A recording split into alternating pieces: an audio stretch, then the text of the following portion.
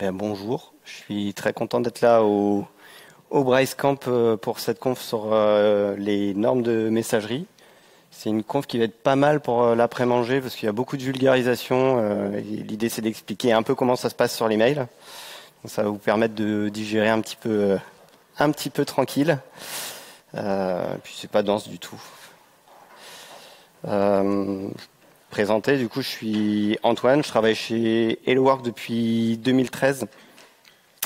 Ces dernières années, j'ai intégré l'équipe Data Engineering et c'est une équipe sur laquelle on route nos mails. Voilà, on passe pas par un routeur de mail. Du coup, ça m'a permis de m'intéresser pas mal à comment ça se passe côté mail. Puis je trouve que c'est vraiment intéressant de savoir comment fonctionne une techno comme l'email qu'on utilise tous les jours. Enfin, je pense qui a déjà reçu ou envoyé un mail. Ouais, ok. Donc je pense qu'on l'utilise pas mal. Et je suis un gros consommateur de Bryce Camp depuis des années. Donc je me suis dit, ça serait bien aussi, je pense depuis plus que 2013, ça serait bien aussi de proposer, moi, de transférer un peu de connaissances. Donc c'est parti. Alors l'email, aujourd'hui, ça représente 3,9 milliards d'utilisateurs. Je bosse à la data ingé, donc j'aime bien les gros chiffres. Il va y avoir quelques gros chiffres. Et c'est 347 milliards de mails par jour. Ça donne un petit peu le vertige.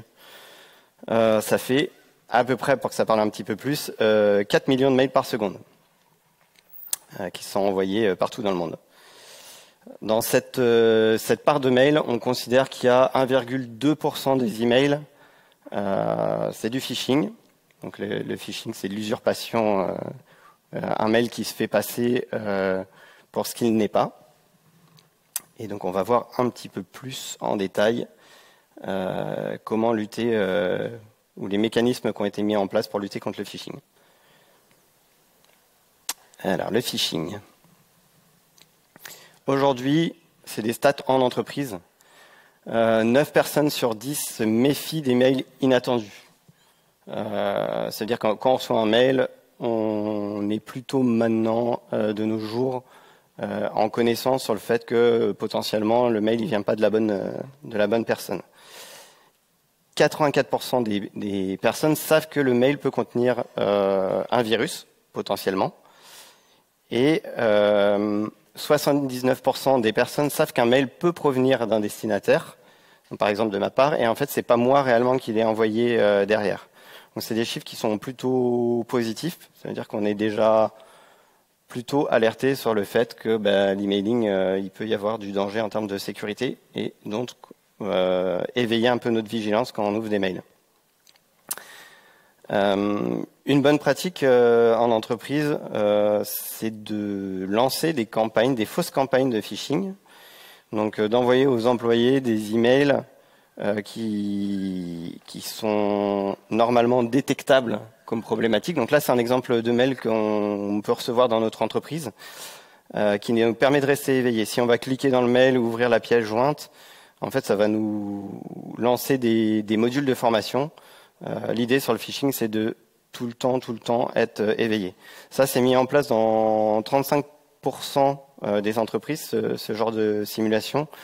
Et c'est très efficace parce que même quand on est averti sur l'email, il suffit que ça soit le bon moment. J'ai commandé un colis, par exemple, je reçois un mail qui me dit que mon colis est pas arrivé. D'habitude, j'y aurais pas prêté attention et là, je peux cliquer dessus. Donc, ça permet de toujours bien rester éveillé sur l'email. Pour vous expliquer un peu tout ce qui se passe sur la sécurité des mails, on va faire un peu d'histoire de l'emailing. En 65, donc il y avait déjà des ordinateurs dans les entreprises pour travailler. Et ces ordinateurs, ils avaient des systèmes de session. C'est-à-dire qu'un employé, il n'allait pas rester toute la journée sur son ordinateur. Il pouvait y avoir plusieurs personnes sur le même ordinateur. Et à l'époque, en 65, il y a déjà une mécanique qui est en place qui permet d'envoyer des messages d'une session à une autre sur le même ordinateur. En 71, c'est l'arrivée, on va dire, de l'ancêtre d'Internet, qu'on appelle l'ARPANET. C'est un réseau qui, à l'origine, reliait des universités aux États-Unis et des bases militaires. Donc là, on voit l'étendue du réseau, les points et les villes qui sont en contact au fur et à mesure des années. Et il se trouve que il y a une personne qui s'appelle Ray Tomlinson qui travaillait justement sur ce réseau ARPANET. Donc il ressemble plutôt en fait à ça à l'époque. Et il est ingénieur au MIT. Il a 30 ans et son métier c'est de travailler sur TextNet et MCP. Alors TextNet c'est machines, donc qui sont des ordinateurs. MCP c'est l'ancêtre de TCP, c'est le protocole qui permet à deux machines de communiquer entre elles. Donc son métier c'est de travailler dessus, de l'améliorer, voilà. À l'époque, donc on est en 71-72, le réseau il ressemble à ça. Et il travaille à côté de lui dans son équipe, il a son ami Bob Thomas. Et Bob Thomas, sur son temps libre, il s'amuse à écrire des petits scripts avec pour objectif de transférer un fichier d'un ordinateur à un autre sur ce réseau ARPANET. Donc il crée un premier script où le fichier part d'un premier ordinateur, il va se poser sur un deuxième ordinateur et automatiquement de lui-même, il repart de l'ordinateur et il va aller sur un autre ordinateur. Donc il fait ça pour s'amuser, pour tester. Ce que va faire Ray, c'est que lui, il va améliorer son script, il va faire en sorte que le script reste présent sur l'ordinateur et se diffuse sur d'autres ordinateurs. Et il faut savoir que ce script, à chaque fois qu'on ouvre une session sur l'ordinateur, il y a un petit message qui s'affiche, I'm the creeper, catch me if you can. Donc ça, on peut considérer que c'est le premier trojan qui a circulé sur Internet. Et autant il se déplaçait d'ordinateur en ordinateur sur la première version, sur la deuxième version, il restait sur l'ordinateur, ça veut dire qu'à chaque fois qu'on lançait une session, le message apparaissait. Il faut savoir qu'à l'époque, on voit là, il y a des machines qui fonctionnent avec des rouleaux plutôt que des écrans, donc ça veut dire que c'était imprimé à chaque fois sur les rouleaux. Le réseau, il est assez grand, et du coup, ce script appelé Creeper commençait à pas mal se répandre. Alors forcément, le boss de Thomas Cedré a commencé à se dire, bah ça va pas. Les deux gars, ils sont un peu planqués, et ils ont développé un deuxième script qui s'appelle Reaper. Et l'objectif de script, c'est de se balader, de se répandre d'ordinateur en ordinateur et de supprimer Creeper. Donc là, on voit bien qu'il y a une communication efficace. Il y a des fichiers qui se baladent d'ordinateur à ordinateur sur le net. Donc, bon, il fait pas que des bêtises. Du coup, il réfléchit et il se dit, ça serait intéressant de mixer la mailbox qu'on a sur notre ordinateur avec nos protocoles qui permettent de communiquer, de déplacer des fichiers d'ordinateur à ordinateur. Alors, il se pose sur son ordinateur, il va écrire 200 lignes de code. Il écrit un petit programme qui s'appelle SendMessage. Ce qui est assez marrant, c'est que le GitHub est disponible, donc on a encore accès à ce programme-là. Si vous y accédez, vous verrez qu'il y a plus de 200 lignes de code parce que les toutes premières versions sont pas disponibles. Mais vraiment, le bout de code qu'il y a derrière, voilà, ça ressemble à ça à l'époque. C'est des instructions machines.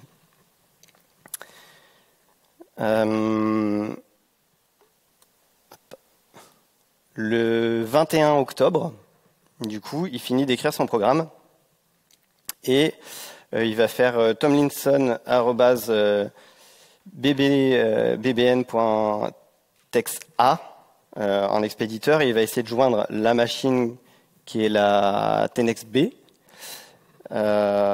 Donc, il envoie son mail qui partira à 17h51 et 21 secondes. Et il arrivera à 23 secondes. Donc, le fichier ou le mail met 2 secondes à parcourir. En fait, c'est deux machines qui sont côte à côte, elles sont à une vingtaine de mètres. Et puis, il s'est dit, ça serait certainement une action historique ou un programme qui allait probablement beaucoup servir. Donc, il a bien travaillé son texte. Voilà, Il a tapé sur sa première ligne de clavier et ça, c'est considéré comme étant le premier mail envoyé au monde. Ce qui est intéressant, c'est que vous avez vu, il sépare le nom de la mailbox, donc le nom de l'utilisateur avec un arrobase, et derrière, il y a le nom de la machine à joindre. Il a choisi ça parce qu'il a vu que c'est un caractère qui était présent dans son clavier, et c'est un caractère qui n'était pas présent dans les noms de machine, ni dans les noms d'utilisateurs, donc il s'est dit que ça serait plutôt cool d'utiliser ce caractère. Et ce qui est intéressant, c'est que le arrobase, c'est une lettre qui vient du latin, c'est une contraction entre le A et le D qui est replié sur le A. Donc c'est A dans latin qui veut dire chez. Du coup, ça tombe assez bien. Maintenant, nos adresses, ça va être Antoine chez le fournisseur de mail, si on le traduit comme ça. Et cette idée qu'il a eue, c'est pas du tout une commande. Je pense que c'est en travaillant vraiment sur le fait de déplacer des fichiers, en discutant de ses méfaits avec son pote sur la mailbox sur le même ordinateur. Il s'est dit que ça serait certainement intéressant de créer quelque chose autour de ça. Donc voilà l'inventeur de l'email. Alors il faut savoir que il y a beaucoup d'écrits qui viennent des États-Unis. C'est très dur de trouver de la documentation, mais on voit aussi qu'il s'est passé des choses en Inde, et il me semble aussi, où on peut retrouver quelques historiques de l'email, et aussi en France, il y avait déjà un réseau qui était implanté, qu'on verra plus tard. Mais voilà, aux États-Unis, ils parlent beaucoup, ils se documentent beaucoup, ils se montrent beaucoup, donc c'est aujourd'hui l'histoire de l'email. En 1977, comme on aime bien tout normaliser en informatique, il y a un réseau qui est assez grand, là, je mets l'analogie à chaque fois. Il y a la première norme, il y a d'abord, avant la première norme, il y a les premières publicités qui arrivent pour faire de l'email B2B. Donc ça y est, les machines communiquent entre elles, il y a de l'email qui est envoyé. Et ici, on peut voir une première publicité qui promeut l'email. Donc à l'époque, c'est vraiment que au sein des entreprises. Il n'y a toujours pas d'ordinateur personnel. Et au passage, il y a une norme qui arrive sur l'email. Donc la norme, elle va décrire quand on transporte, parce que l'email, c'est un fichier au final qui est transporté d'un ordinateur à un autre, comment on va formater ce fichier. Donc on voit que c'est des clés séparées par 2 points et des valeurs derrière, donc qui sont définies dans la RFC. Aujourd'hui, si vous regardez vraiment le contenu d'un email brut, c'est encore ce format qui est utilisé. Alors il est légèrement changé sur le nom des clés, mais ça fonctionne pareil. Ici, on voit la date d'envoi, le sujet qui servira d'objet dans les mails, le from et le destinataire. Alors on pouvait écrire at dans la RFC ou mettre le arrobase, les deux étaient possibles, avec le nom séparé vraiment de ce qui va identifier la machine qu'on cherche à joindre et le message en dessous. À l'époque, quand l'US Postal voit la norme arriver, ils commencent à s'inquiéter un peu pour leur facteur parce qu'ils se disent « Oula, ça y est, ça va remplacer la lettre postale, bon, on est foutu ». En réalité, si on regarde les tendances d'envoi de lettres dans le postal, ça va. Ils ont eu le temps parce que c'est dans les années 2000 là qu'on voit qu'il commence à y avoir une décroissance, plutôt maintenant au profit des colis. En 78, il y a toujours des gens qui réfléchissent à comment on peut exploiter au mieux des technologies. Et il y a un commercial qui vendait cet ordinateur que vous voyez là, qui se dit, moi j'ai une liste de personnes que je connais, je vais peut-être pouvoir en faire quelque chose. Et du coup, il écrit un petit script qui va lui permettre d'adresser un email à 600 personnes. Donc ça, on peut considérer que c'est le premier mail marketing ou le premier spam, ça dépend comment on prend les choses, parce que c'était pas très sollicité l'email. Donc c'est en tout cas un envoi massif, le premier envoi massif qu'on a retenu. Petite photo sympa en 78, reine d'Angleterre qui écrit un mail. Donc ça, c'est vraiment le moment où elle est en train d'écrire un mail pour la première fois en 78. La même année, une interface graphique qui est développée pour passer par-dessus les différents protocoles. Donc on voit que ça ressemble aussi pas mal à ce qu'on peut avoir aujourd'hui avec la liste de mails et puis le contenu du mail qui est écrit. Et grande date en 82, c'est la naissance du protocole SMTP. Ça veut dire que c'est vraiment cette année-là qu'on a défini comment un email allait transiter d'un ordinateur à un autre en posant des règles et en mettant en place un protocole. Donc à l'époque, on voit que ça communique beaucoup aux États-Unis. Il y a de plus en plus de points qui sont liés ensemble. Je ne sais pas à partir de quelle époque on peut dire qu'on est passé à l'Internet qu'on connaît aujourd'hui, mais là, il y a beaucoup d'interconnexions.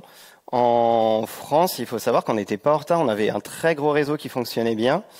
Et on était équipé du Minitel, qui a été d'ailleurs fabriqué à Rennes, au Mabillé, il me semble.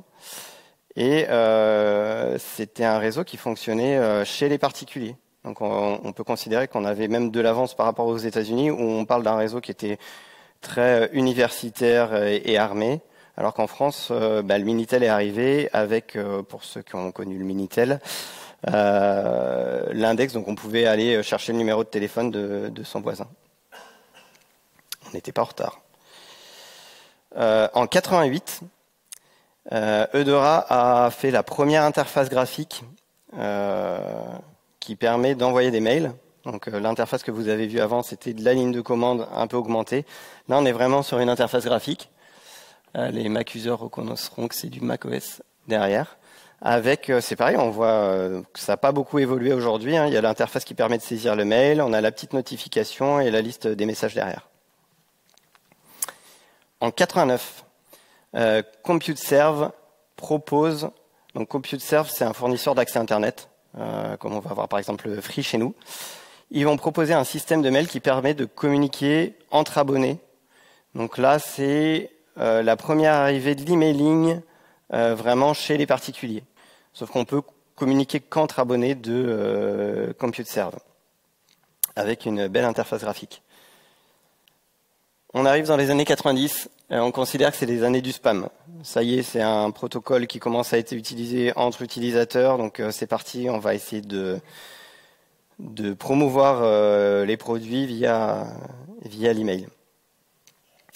Donc en 82, une petite évolution sur le mail, toujours ComputeServe qui travaillait vraiment dessus.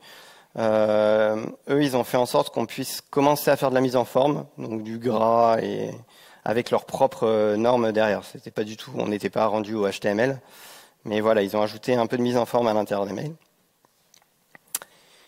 En 1993, donc il y avait déjà plusieurs fournisseurs d'accès pour les particuliers, qui chacun avait leur système de boîte mail. Et ce qui est notable ici, c'est que Delphi, c'est un grand forum aux États-Unis qui s'est allié avec AOL et ils ont défini une norme entre eux de communication, c'est-à-dire que le forum pouvait envoyer des emails aux abonnés de AOL. Donc c'est la première fois vraiment qu'on a, c'est pas que les abonnés d'AOL entre eux qui vont pouvoir s'envoyer des mails, qu'on a un contact entre deux grosses entreprises qui se mettent d'accord pour communiquer entre elles. En 96, on a l'arrivée de deux startups, Hotmail et Rocketmail. Ici, c'est la première fois qu'on propose de faire des adresses mail qui ne sont pas associées à un fournisseur d'accès. Outlook arrive en 97 avec une interface. À l'époque, Microsoft ne fait pas de mail, mais il propose une interface graphique qui va permettre de gérer justement ces emails. Et en 98, on va avoir Microsoft qui rachète Hotmail, qui devient MSN Hotmail, et Yahoo qui va racheter Rocketmail. À la fin des années 90, c'est l'arrivée du HTML à l'intérieur de l'email, donc on peut faire vraiment de la mise en forme avancée, rajouter des images à l'intérieur des emails.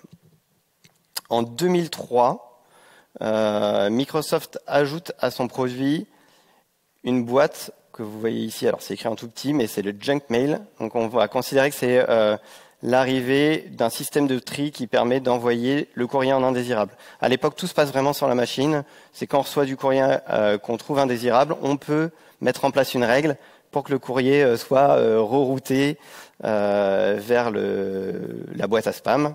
Et chaque nouveau courrier du même expéditeur qui arrivera chez nous, hop, ira dans la boîte à spam. Donc c'est des règles qui sont vraiment orientées sur la machine.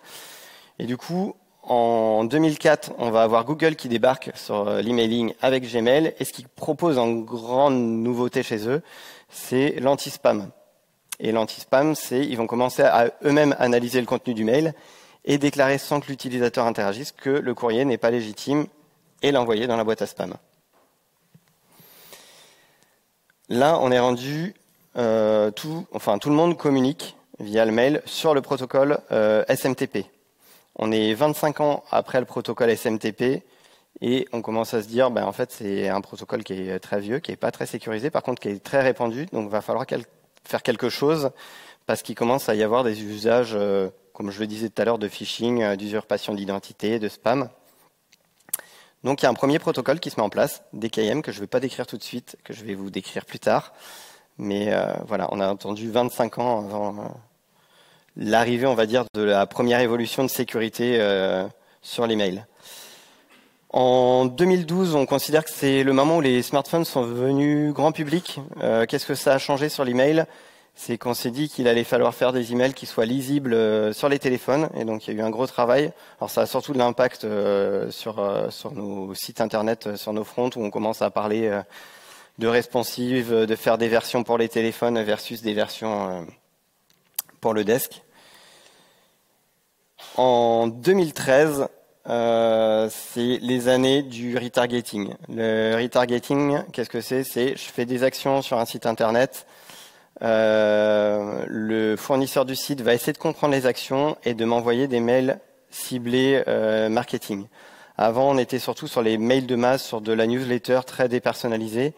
Là, c'est vraiment les années du retargeting. Ici, on voit un exemple à l'époque du style de mail qu'on pouvait faire chez Hello Work. C'est juste pour vous montrer qu'il y avait de la personnalisation. On allait pouvoir sélectionner du contenu différent en fonction des emails. C'est vraiment à ce moment-là que le retargeting est arrivé dans l'email, que vous avez maintenant tous les jours dans vos boîtes mail. En 2015, on se dit il y a toujours des problématiques sur le SMTP, donc il y a un nouveau protocole qui arrive qui s'appelle le DMARC, que je vous présenterai aussi tout à l'heure. Donc on est à plus de 33 ans après SMTP. Là, j'avais juste envie de mettre RGPD parce que je sais que ça fait plaisir à tout le monde. Non, en vrai, la partie RGPD s'intéresse beaucoup à l'email parce que l'adresse mail, on considère que c'est vraiment une donnée personnelle. Et c'est bien qu'il y ait quelqu'un qui s'y soit intéressé pour pas qu'il y ait d'abus et qui essaie de mettre des règles un peu par-dessus. Mais j'avais très envie de mettre RGPD dans mes slides. Ça fait plaisir. En 2020, si vous n'avez pas oublié, c'est l'arrivée du Covid. Ce qui se passe, c'est que je pense que les phishers ou les pirates s'ennuyaient un peu chez eux et du coup, ça fait exploser le mail. Là, on voit la courbe du nombre de mails de phishing envoyés et on arrive au moment du Covid, ça explose, c'est un plus 600% de mails de phishing envoyés. Et du coup, il y a de grosses entreprises qui commencent à réagir en disant il faut qu'on rajoute une couche de sécurité, il va falloir vraiment qu'on lutte contre l'email. Donc c'est l'arrivée du BIMI, qui est encore un acronyme. Mon objectif, c'est aussi de passer un max d'acronymes, vous allez voir.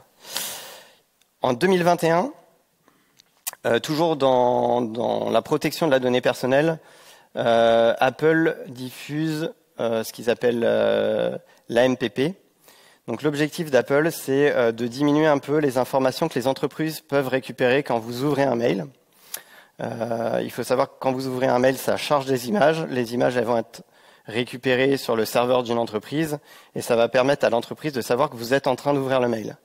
C'est très dur de lutter contre ça parce que si vous enlevez les images d'un email, ça déforme complètement le mail. Alors l'idée qu'a eu Apple, c'était ce qu'on va faire, c'est que tous les mails qui passent par chez nous, on va aller charger les images.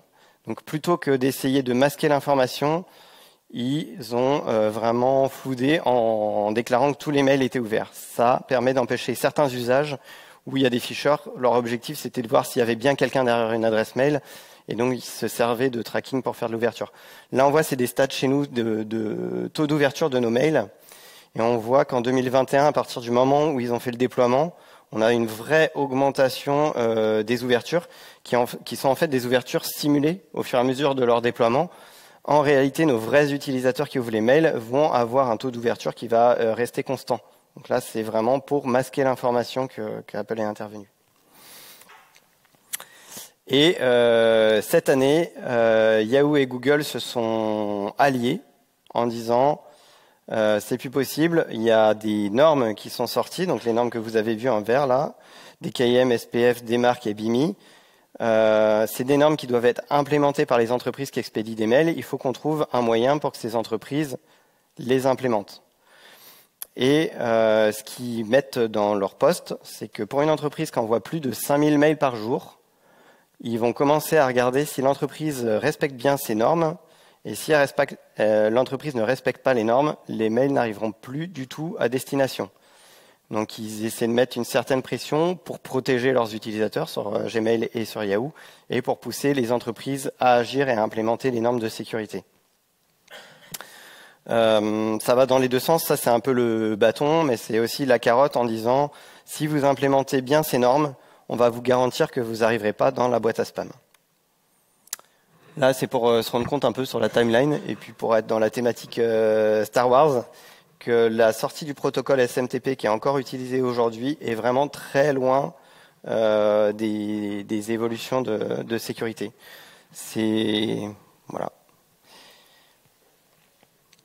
Alors, pour comprendre un peu comment ça marche les évolutions de sécurité, je vais vous présenter comment fonctionne le protocole SMTP, donc il y a 42 ans, et comment il fonctionne encore aujourd'hui.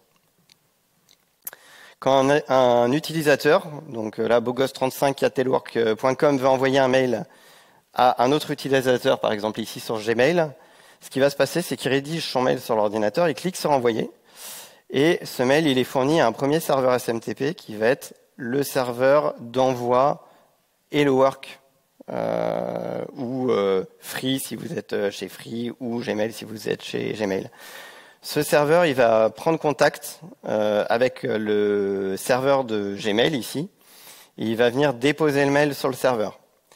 Ensuite, quand le destinataire va se connecter sur son ordinateur, il va pouvoir venir relever son courrier avec deux autres protocoles, POP et IMAP, pour récupérer les informations sur le serveur Gmail, là, dans notre exemple. Alors, je vais y aller par texte, je ne vais pas mettre la vidéo.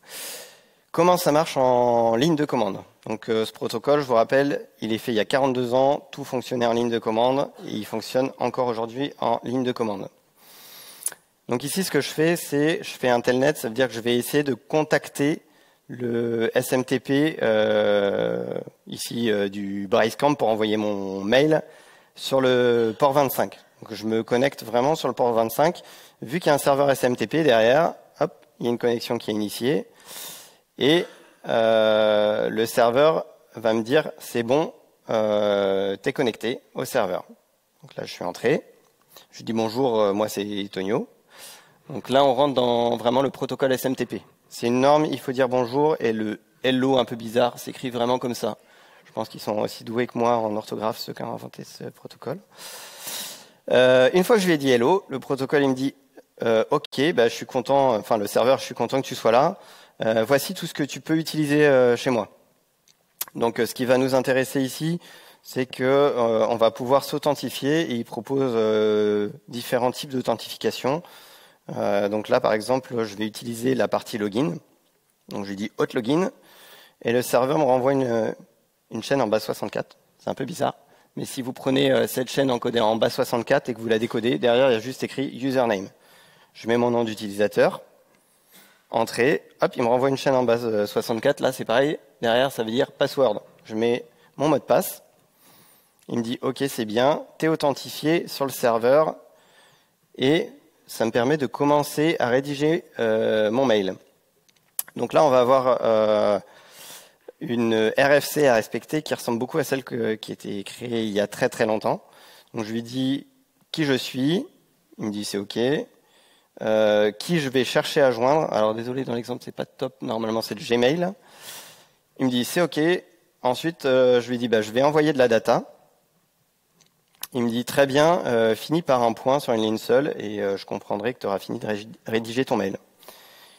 Et là, donc il y a une convention qui fait que je vais pouvoir écrire des headers, des en-têtes.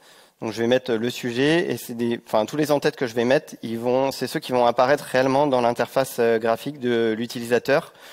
Le destinataire et l'expéditeur que j'ai mis en amont, c'est vraiment pour joindre les machines. Donc je remets le from, le destinataire, j'écris mon message en sautant une ligne pour passer au contenu. Et quand j'ai fait mon message, comme c'était indiqué au début, je fais un point sur une ligne et ça y est, mon message est parti. Et ensuite, je peux quitter, on me dit au revoir, fin de connexion, et voilà, vous avez envoyé un mail. Aujourd'hui, quand vous utilisez un client mail pour envoyer un email, c'est vraiment ce qui se passe. Donc on voit que c'est vraiment un protocole qui est très interactif et qui permet un échange par question-réponse. Donc là, on vient de parcourir tout ça. Alors, et la sécurité là-dedans, c'est ce qui va nous intéresser un petit peu. Donc on va parler des protocoles que vous avez vu passer vite fait tout à l'heure. Donc là, ce qui est intéressant de voir, c'est que je me suis bien authentifié au serveur, ce qui m'a permis de pouvoir continuer à communiquer avec lui. C'est quelque chose qui est pas mal, mais qui n'est pas obligatoire dans le protocole SMTP. Il y a eu une époque où il y avait des SMTP qui étaient complètement ouverts sur Internet. Donc c'est-à-dire que je pouvais m'y connecter et puis commencer à envoyer mes mails sans m'authentifier. Ça, c'était supporté par le protocole, donc c'est déjà pas mal. Par contre, sur toute la partie expéditeur-destinataire, ici, le protocole il préconise une vérification de syntaxe. Donc, il va vérifier est-ce que je mets bien une bonne adresse mail avec un arrobase. Je pourrais très bien ici envoyer un mail en mettant l'adresse mail en expéditeur d'un organisateur des Bricecamp. En soi, le protocole SMTP, il est OK, quoi. Ou Emmanuel Macron, par exemple, je peux envoyer avec le protocole, il n'y a pas de vérification de sécurité. Sur le protocole, ce n'est pas prévu à l'époque. Donc voilà, en termes de sécurité, le protocole SMTP, si vous y faites confiance, c'est comme si vous faisiez confiance à ce curly pour protéger votre porte. Donc, je vais vous présenter les surcouches qui ont été ajoutées au SMTP. Il faut un petit prérequis, ça va pas mal parler DNS parce que tout se passe à ce niveau-là. Donc j'explique très rapidement ce que c'est qu'un DNS. Quand je vais sur un site internet, mon ordinateur, je vais saisir par exemple ici helloworld.com. Mon ordinateur, il n'est pas tout à fait capable de comprendre helloworld.com. Ce qu'il connaît, c'est pour joindre un serveur, c'est des adresses IP. Donc ce qui va se passer, c'est qu'il va y avoir une première connexion qui va se faire à un ordinateur qu'on appelle un résolveur. Ici, ça va marcher un peu comme dans une bibliothèque. Quand je rentre dans une bibliothèque et je cherche un livre, la personne qui travaille à la bibliothèque va pouvoir m'indiquer le rayon. Donc là, c'est exactement ce qui va se passer. Je contacte un résolveur. Le résolveur, il voit que c'est du .com, donc il va me rediriger vers un premier serveur qu'on appelle un serveur root. Je crois qu'ils sont au nombre de 13 dans le monde, qui va dire le .com. Il faut que tu ailles voir ask.com pour avoir plus d'informations. D'ailleurs, ces 13 serveurs root, c'est vraiment très sensible sur Internet parce que dans l'idée, si on fait tomber ces 13 serveurs, du coup, il n'y aura plus de résolution, donc il n'y aura plus d'index. Ça veut dire que pour accéder à un site, il faudra connaître son IP. Ça veut dire qu'on est capable de couper tout Internet si on arrive à péter ces 13 serveurs. Bon, c'est un autre sujet. Donc, très bien, on m'a dit d'aller voir sur ask.com. Donc, je vais interroger ask.com en lui envoyant je cherche le site HelloWork, donc sur un serveur qu'on appelle un TLD. Et ce serveur va me dire, OK, les informations de HelloWork, ça se trouve sur tel autre serveur. Donc là, il me fait pointer vers un serveur Gandhi qui héberge des DNS. Du coup, je vais pouvoir réinterroger le serveur Gandhi qui, cette fois-ci, va me renvoyer des informations. L'information principale à l'époque sur le DNS, c'est quelle adresse IP il faut que je contacte pour continuer ma communication sur helloworld.com, donc aller charger vraiment le site web.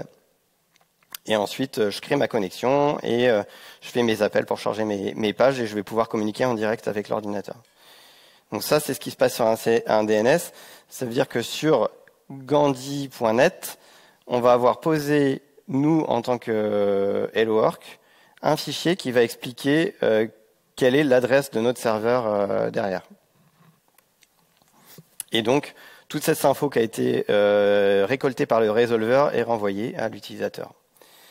Là, vous avez la personne qui a travaillé sur le découpage de l'index et qui s'est dit ça serait intéressant d'avoir un point .com.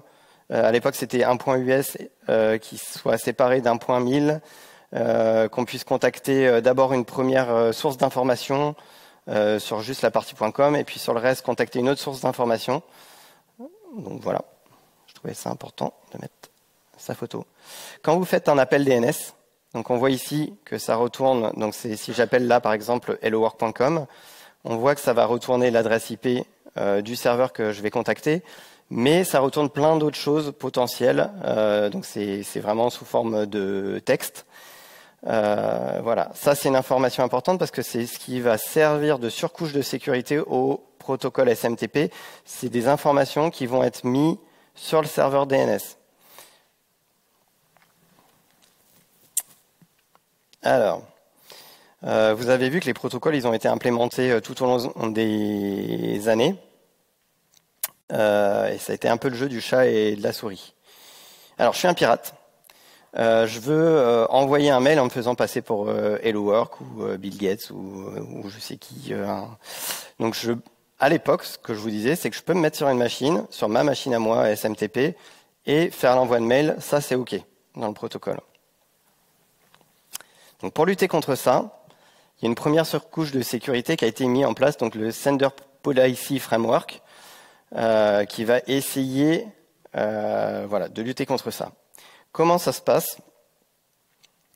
Quand le serveur SMTP, donc là j'ai mis une fausse IP, d'HelloWork va fournir le mail au serveur Gmail, forcément il initie une connexion, donc Gmail est capable de savoir qui est en train de l'appeler. Donc il voit l'IP de l'appelant. Donc Gmail, ce qu'ils vont faire, c'est qu'ils vont faire une requête DNS, vu qu'ils voient que c'est l'expéditeur, c'est une adresse @hellowork.com, ils vont faire une requête sur le domaine hellowork.com pour essayer de récupérer de l'information SPF sur le serveur DNS. Et le serveur DNS, dans le SPF, ce qu'il va lui dire, c'est cette IP a le droit d'envoyer des mails au nom d'hellowork.com. Donc là, il voit bien que c'est le serveur hellowork.com qui a cherché à contacter l'utilisateur. Du coup, il va pouvoir distribuer le mail à son utilisateur. Ce qui se passe, même chose si maintenant je suis le pirate qui a mon propre serveur d'envoi et qui envoie un mail au nom d'hellowork.com. Je vais me présenter avec une IP qui est différente. Gmail fait sa requête DNS. On lui dit c'est l'IP 1111. Qui a le droit de communiquer. Donc Gmail se rend compte que le serveur qui essaie de le contacter n'a pas été autorisé par HelloWork, donc il va pouvoir mettre le courrier dans la boîte à spam. Il faut savoir que les modifications DNS peuvent être faites que par l'entreprise qui possède le domaine. On sait que quand on possède le domaine, on a accès aux infos DNS qu'on peut injecter, donc ça permet de ne pas sécuriser le protocole de communication SMTP et de contourner en essayant de récupérer de l'info sur l'expéditeur via du DNS. Voilà l'appel DNS, si vous le faites et que vous spécifiez que vous voulez vraiment que les informations SPF, ça ressemble à ça. Donc ici, c'est des informations que l'entreprise qui possède le domaine pose en disant telle IP est autorisée. Et on peut faire aussi des extensions en disant, par exemple, nous chez HelloWork, on utilise du Mailjet et du Sendinblue. Donc là, ce qu'on met, c'est qu'on référence leur fichier de SPF à eux. Et derrière, si Gmail, quand il va récupérer notre entrée DNS, il va rappeler ses sous-domaines pour descendre jusqu'à l'information la plus précise. Et du coup, il va récupérer l'ensemble des IP qui ont le droit d'expédier des mails sur le domaine. Donc, il va pouvoir vérifier après par rapport à l'expéditeur et faire son choix. Alors, il y a un problème là-dedans, c'est que, vous voyez là, on utilise des grands fournisseurs, des grands routeurs mail, en disant c'est OK si les emails sont envoyés depuis ces grands routeurs mail, c'est OK. Sauf que ce qu'ils font, c'est que dans leur fichier SPF, par exemple chez Mailjet, ils autorisent vraiment toutes leurs IP. Donc il y aura les serveurs que nous on utilise dans notre entreprise, mais il va y avoir aussi tous leurs serveurs mutualisés. Vraiment tout est autorisé. Donc là, je ne sais pas si vous voyez venir le souci. Mais alors, je donne l'exemple de Mailjet. Ils sont sécurisés, mais c'est n'importe quel fournisseur mail. Aujourd'hui, en tout cas, c'est plus possible de procéder comme ça chez eux. C'est vraiment un exemple pour montrer que voilà, on fait confiance à un tiers et que ça peut apporter du danger. Donc le pirate, ce qu'il se dit, c'est il se dit très bien, je vais créer un compte chez le fournisseur mail et puis je vais me mettre à expédier des noms, des emails, pardon, avec le nom d'un autre client. Et ça, à l'origine, c'est OK, puisque nous, on a autorisé Mailjet à faire des envois de mails. Une autre façon de faire, c'est aussi, je viens me mettre au milieu, ça veut dire j'arrive à capter le mail qui est en train d'être envoyé, puis je vais pouvoir faire des modifications sur l'email, et ensuite le fournir au serveur Hello Work, et du coup le mail qui est piraté va bien transiter et partir du bon SMTP. Donc là, le pirate, je l'ai installé sur les serveurs potentiellement Hello Work, mais il peut très bien être aussi sur la machine au départ de l'utilisateur qui est en train d'envoyer son mail. Comment on va lutter contre ça? Pour lutter contre ça, on s'est dit, tiens, ça serait intéressant d'implémenter un nouveau protocole qui va empêcher la modification ou l'usurpation d'identité en cours d'envoi. Donc ça marche sur un processus de clé privée, clé publique. Quand je vais rédiger mon mail, je vais pouvoir signer son contenu, donc ajouter un certificat qui va prouver que je suis bien l'auteur du mail, que je vais pouvoir générer avec une clé privée. Et ce certificat, on va pouvoir le vérifier si le contenu a été altéré grâce à la clé publique. J'envoie mon mail toujours au serveur Hello Work. Le mail arrive au serveur Gmail. Gmail va faire un appel DNS pour récupérer cette fois-ci les infos DKIM.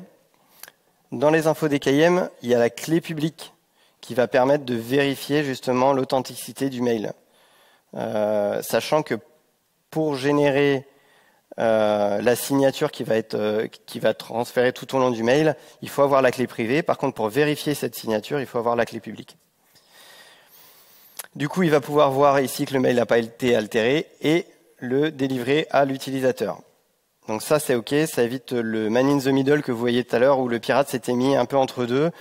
Pareil, s'il essaie de passer par Mailjet, il va pas pouvoir signer ses mails. Du coup, ça va pas être accepté parce qu'il n'a pas la clé privée. Alors, donc là, on voit l'exemple du man in the middle qui fait une modification du contenu mail. Donc il rajoute du contenu à l'email pour mettre son phishing. Quand Gmail reçoit le mail, il prend la clé privée et il va voir que le mail a été altéré en chemin, donc il va pouvoir refuser ce mail. Donc voilà, si vous faites un appel DNS pour récupérer le DKIM, c'est ça l'entrée qui ressort et ça c'est la clé publique qui permet de vérifier les signatures de mail à la réception pour les fournisseurs de boîtes mail. Si vous regardez à l'intérieur du mail ce qui transite pour la signature, vous allez avoir, ouais, ça c'est clair, vous allez avoir du coup des en-têtes qui sont rajoutées au mail au moment de l'envoi. Et en fait, on va prendre tout le contenu des headers du mail, donc le from, le to, la date d'envoi, et on va générer un hash avec la clé privée qu'on va stocker en disant voilà, ces headers que je sélectionne ici, donc le from, le sujet, la date, le message ID. J'ai pris tous ces headers et ensuite j'ai généré un hash grâce à ma clé privée. Voilà le hash que ça doit générer. Pourquoi les headers sont spécifiés ici? C'est que quand un mail transite, en fait, il y a beaucoup de choses qui se passent. Il va y avoir des antivirus qui interviennent, qui vont rajouter des headers dans le mail pour dire que le mail c'est pas un virus, enfin pour donner plein d'infos. Donc on On hache pas tout le contenu du mail, on hache pas tous les en-têtes, on choisit juste ceux qu'on veut hacher. Et on va avoir une deuxième signature qui est cette fois-ci le contenu du mail. Donc là, je prends tout le contenu de mon mail et pour le coup, ceux qui font transiter le mail n'ont pas le droit de modifier le contenu. Je vais en générer une clé qui pourrait être vérifiée à l'arrivée. Donc c'est comme ça que le serveur, à l'arrivée, quand il reçoit le mail, il récupère les infos ici et il peut faire sa comparaison de signature. Voilà. Petite problématique dans ce protocole-là, c'est que la signature, je l'ai insérée dans mon mail au moment de l'envoi quand je l'ai généré sur mon ordinateur avec ma clé privée. En fait, le pirate qui se met dans le milieu, il se dit, en fait, si j'enlève du mail qui est en train d'être envoyé toute cette partie-là, le serveur Gmail qui va recevoir le mail saura jamais que le mail à l'origine a été signé, quoi. Donc, petite faille dans le protocole. Il suffit au pirate d'enlever la signature et en fait le mail il va être distribué parce que Gmail quand il reçoit le mail, voilà, il voit qu'il n'y a pas de DKIM donc il ne fait pas sa vérification. Comment on lutte contre ça? Encore un protocole qui s'ajoute, le DMARC. Alors comment ça fonctionne le DMARC?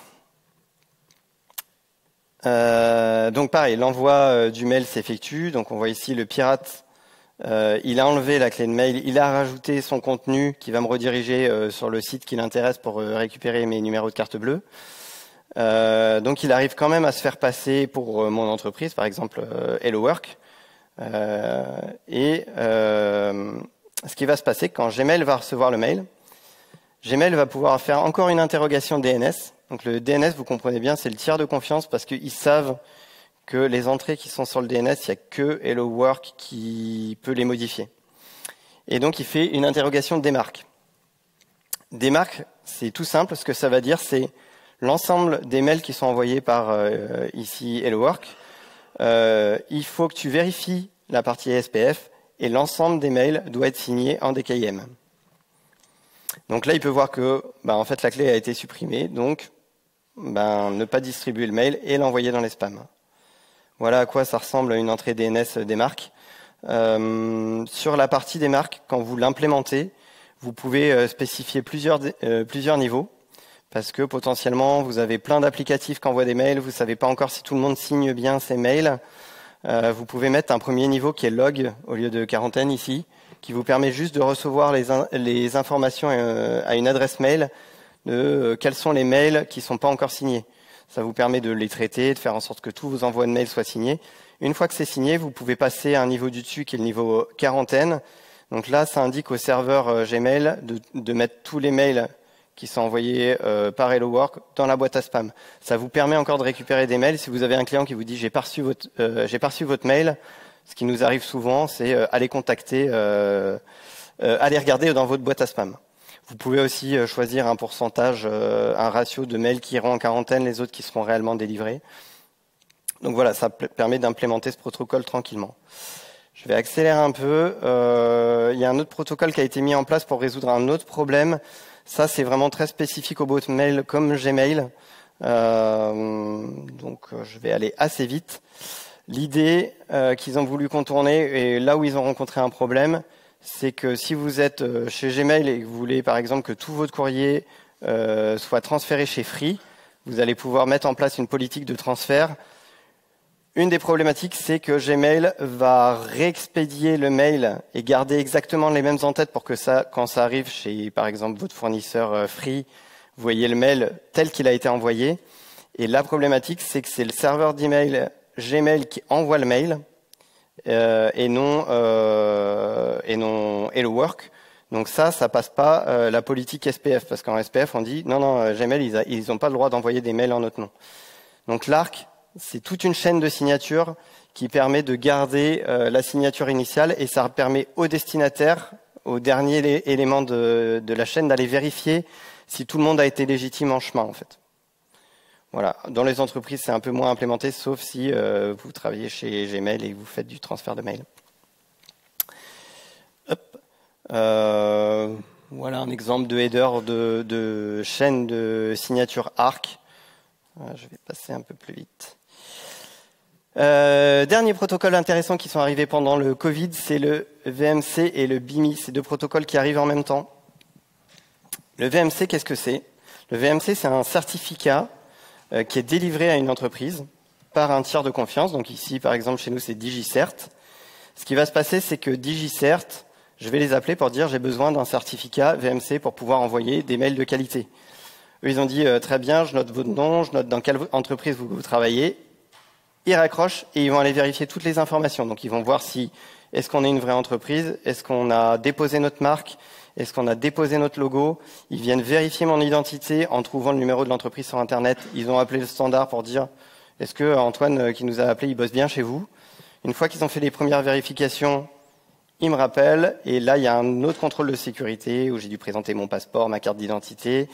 Donc c'est vraiment un tiers de confiance qui va venir s'assurer que hellowork.com, c'est bien une entreprise qui est reconnue et en même temps qui va certifier notre logo. C'est une démarche qui est coûteuse parce qu'un certificat, alors c'est pas si cher pour une entreprise, mais c'est 1 300 €. Ça va freiner un peu ceux qui font du phishing pour rentrer dans ces démarches-là. Et derrière, pour avoir accès à ces certificats, il y a encore une entrée DNS qui va être ajoutée qu'on appelle BIMI. Alors, ce qu'ils ont fait, c'est Google, c'était vraiment Google et Yahoo qui ont travaillé là-dessus. Au moment du Covid, ils se sont dit, il faut vraiment qu'on pousse toutes les entreprises à implémenter les protocoles. Donc, ils ont dit, pour avoir le BIMI, il faut, une des conditions pour que le BIMI soit actif, que vous implémentiez SPF, DKIM, et en plus, il faut que votre démarque, qu'on a vu tout à l'heure, indique au serveur Gmail que tous les mails qui ne respectent pas SPF et DKIM doivent aller directement dans la boîte à spam ou ne pas être du tout diffusés à l'utilisateur. Donc c'est le Roger qui dit là l'utilisateur il verra même pas son mail dans les spams. Ça c'est le plus haut niveau de confiance vraiment qu'on peut avoir. Voilà à quoi ça ressemble une entrée BIMI. Donc c'est un lien vers notre logo, un lien vers notre certificat et Gmail quand il reçoit un mail signé, il va vérifier le SPF comme on a vu tout à l'heure, le DKIM, le démarque. Ça lui permet de faire son appel pour récupérer le logo et vérifier qu'on est bien une entreprise certifiée. Donc aller contacter, enfin vérifier auprès du tiers DigiCert que le certificat est valide. Et ce que ça apporte derrière, c'est pas grand-chose pour l'instant parce que c'est assez frais. Vous voyez ici sur mobile, il y a le logo qui apparaît. Et on a un petit macaron bleu aussi qui peut apparaître dans les boîtes Gmail. Leur objectif dans un premier temps, ça va être de donner à leurs utilisateurs un réflexe. C'est-à-dire que petit à petit, on va être habitué à voir les logos des marques dans nos boîtes mail. Et le jour où on recevra un mail qui sera bien intitulé « Hello Work » ici et qu'on verra pas le logo, ça va commencer à nous mettre la puce à l'oreille. Ce qu'ils vont faire aussi, c'est qu'ils vont se sévir. C'est-à-dire que pour l'instant, c'est un petit macaron bleu, mais ils vont probablement passer à un cadenas ouvert quand on n'implémente pas toutes les sécurités. Aujourd'hui, c'est un protocole qui est implémenté par la plupart des boîtes mail, sauf Microsoft pour l'instant et Outlook qui ont choisi de ne pas implémenter ce protocole. Donc vous ne verrez pas vos logos dans tout ce qui est lié à Outlook, donc Live, Hotmail qui apparaissent. Par contre, ça apparaît quand même chez beaucoup de fournisseurs. Voilà, ça vaut le coup. Listen Subscribe, je vais passer, c'était un petit plus. Dans les en-tête mail, vous pouvez indiquer vraiment à la boîte mail de réception, donc ici Google, vos liens de désabonnement. Ça permet de les mettre en dehors de l'email, de faciliter le désabonnement à l'utilisateur. Et ça, c'est top en termes de réputation mail et puis en termes de réputation globale. Ça va permettre aussi à Gmail de savoir que l'utilisateur il a cherché à se désabonner. Donc derrière, si vous n'arrivez pas à désabonner, eh ben Google, si vous en tant que fournisseur, vous désabonnez pas réellement l'utilisateur, Google va pouvoir sévir. Déjà bloquer tous les mails suivants et ensuite baisser la réputation de Hello Work là par exemple. Et donc une baisse de réputation, ça augmente les chances d'arriver dans les spams. Voilà. Tous les protocoles de sécurité. Encore une fois, j'ai remis l'écart de temps, je trouve ça fou, entre la sécurisation et le protocole initial. Puis ça montre aussi qu'un protocole qui est utilisé massivement aujourd'hui, il a été inventé en 1982 et il est toujours présent. Bon, j'espère que tous les acronymes vous ont pas trop fait mal à la tête. J'ai un petit récap. Donc SPF, ça permet de dire que le serveur qui envoie le mail est légitime. DKIM, ça permet d'ajouter une signature numérique au mail pour montrer que le mail n'a pas été altéré pendant son transport. L'ARC, c'est sur le transfert de mail pour montrer s'il y a plusieurs éléments qui se redirigent les mails, qu'il y a toute une chaîne qui est OK. Les démarques, ça donne une indication à la poste ou à Gmail sur comment traiter un mail qui ne respecte pas ces protocoles, donc en spam ou ne l'affiche pas du tout à l'utilisateur. Et le BIMI, c'est plus pour de l'image de marque et puis pour commencer à essayer d'éduquer les utilisateurs à des mails qui seraient frauduleux. List unsubscribe pour améliorer les désabonnements. Et voilà pour moi. Là, j'ai mis plein de liens. Merci beaucoup. Et pendant cette conf, merci.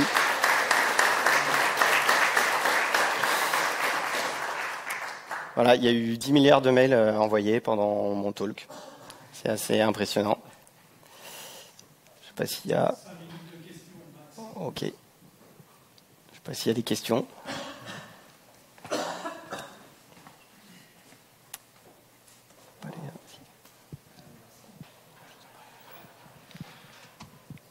Oui. La question, c'est, tu as parlé des relais SMTP. Ouais. Je ne sais pas si tu peux en parler ou pas. En fait, j'avais cru comprendre que ça avait un intérêt, mais tu l'as complètement éludé. Alors peut-être ça n'existe plus, je ne sais pas. Alors les relais SMTP, je pense, si je comprends bien ta question, c'est vraiment ce qu'on voit ici, ou tu veux parler de relais comme Mailjet ou... En fait, en tant qu'utilisateur, on envoie un email à un premier serveur SMTP qui est transféré à un autre serveur SMTP. Et justement, c'est toute cette communication entre les relais qui est pas très sécurisée de par le protocole SMTP. Et vraiment, la sécurisation, elle a été mise en utilisant d'autres protocoles, donc la partie DNS.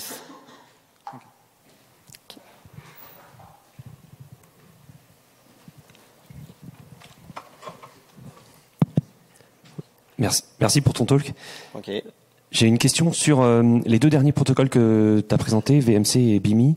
Est-ce que c'est pas la mort des petits serveurs de mail perso, en fait, ces deux protocoles-là? Alors, VMC et BIMI, c'est pas des protocoles qui sont obligatoires. C'est plus des protocoles qui vont être pour des grosses marques, parce que, comme vous l'avez vu, faut un certificat qui est vérifié par DigiCert. Ça veut dire qu'il faut avoir déposé son logo, donc vraiment être une marque. Ça vient plutôt faire de la rassurance auprès de l'utilisateur sur des gros mails. Pour les plus petites entreprises, c'est pas grave, c'est un plus. Si vous regardez rapidement, aujourd'hui, on voit des grosses marques ici, par exemple Etsy, Bonobo, ils implémentent pas du tout le BIMI. Aujourd'hui, moi, je vous conseille de l'implémenter parce que ça vous donne un petit plus dans les boîtes mail. Il y a très peu de personnes qui l'implémentent. Dans la restriction de Yahoo et Gmail, sur si vous envoyez plus de 5000 mails, on va sévir. Le BIMI n'est pas pris en compte. Vous n'êtes pas obligé de faire du BIMI. Eux, ils le conseillent fortement. Ils vont vous pousser à le faire. Mais juste la partie SPF, DKIM et des marques, c'est ce qu'ils demandent vraiment derrière. Comment t'expliques à quelqu'un du marketing ou à ton PO quand Apple a activé le AMPP, je crois, que ça a gonflé artificiellement toutes les ouvertures de mail?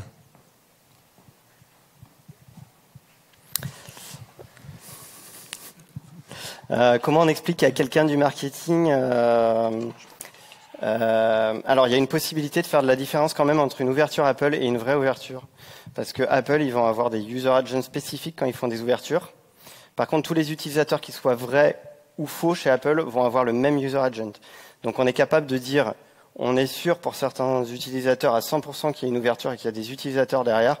Par contre, pour tous les utilisateurs qui utilisent les solutions Apple, ça veut pas dire, ça peut être une adresse Gmail quand même. Si j'utilise l'applicatif Apple Mail par exemple, on ne sera pas sûr qu'il y ait une ouverture. Donc soit on reste sur nos anciens taux. Nous, ce qui s'est passé, c'est qu'on a conseillé de ne pas utiliser le taux d'ouverture. Le but souvent en tant qu'entreprise, quand on envoie des mails, ça va être de faire cliquer. Donc en réalité, le taux d'ouverture, c'est pas le taux le plus intéressant. Et le discours que j'ai eu, c'est vraiment de dire concentrez-vous sur le taux de clic. Votre objectif, c'est de ramener du monde sur votre site pour mieux leur parler, parce qu'un email, c'est très statique, on ne peut pas modifier le message. Donc voilà, c'est plus de l'éducation à dire. De toute façon, le taux d'ouverture, c'était pas un vrai taux intéressant. Par contre, ce qui a complexifié notre travail, c'est que nous, on cherche, comme beaucoup d'entreprises, à optimiser un peu l'expérience utilisateur. Et on avait des mécaniques qui disaient, pour les utilisateurs qui n'ouvrent plus nos mails, ben, on va arrêter de leur envoyer des mails, ça sert à rien d'encombrer leur boîte. Ça, c'est une des difficultés, c'est que maintenant, on ne sait plus s'ils ouvrent ou pas, donc on va continuer à envoyer à des utilisateurs qui potentiellement n'interagissent plus réellement avec nos mails. Ok, merci beaucoup. Merci. Et pour continuer à discuter, c'est ça, standard work.